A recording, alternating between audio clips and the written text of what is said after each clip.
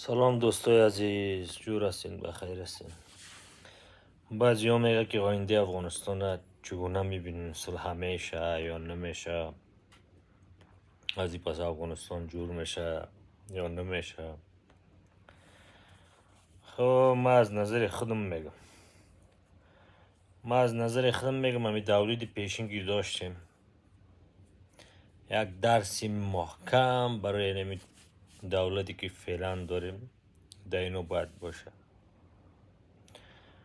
کسایی که از خون ملت استفاده کردن، خون ملت خوردن، پول و دارایی مردم غصب کردن، چیزی که در وطن مصرف میشه، در سرکش، در مکتبش، در آبادیش از او استفاده کردن و پولا را به جیب خود زدن.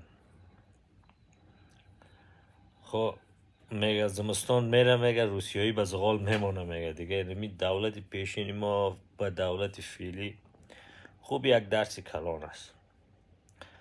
اگر ایام از دولت پیشین اگر تقلید کنه، دولت فعلی از دولت پیشین اگر تقلید کنه، خو آیندهشان معلوم است. میگه چیزی که کشت کنی امرو در او میگنی. میگه دولت سابق ما چیزی که کشت کرده بود امرو در او کرد.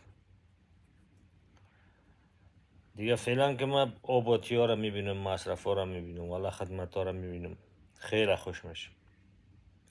اگر همون تو روان شوند، همون تو دست به دست یکی دیگه بزنن، قوم پرستی را پیشه نزنن، دیگه از این پس یعنی تا 10 سال آینده را خوب بیخی ما خیلی تغییرات می داشته باشیم. یعنی خیلی از تکنولوژی، یعنی 40 سال 50 سالی که از بعضی کشورها عقب ماندیم، خدا برشان میرسانیم. خب اینمی دولت پیشنی ما در دولت فعلی ما خیلی یک درس کلان است. باید خودشان بفهمن، دست به دست یکی دیگه بزنن، بتن وطنشان جور کنن، کار برای هموطنانشان فراهم بسازند. دیگه انشالله خوب میشه.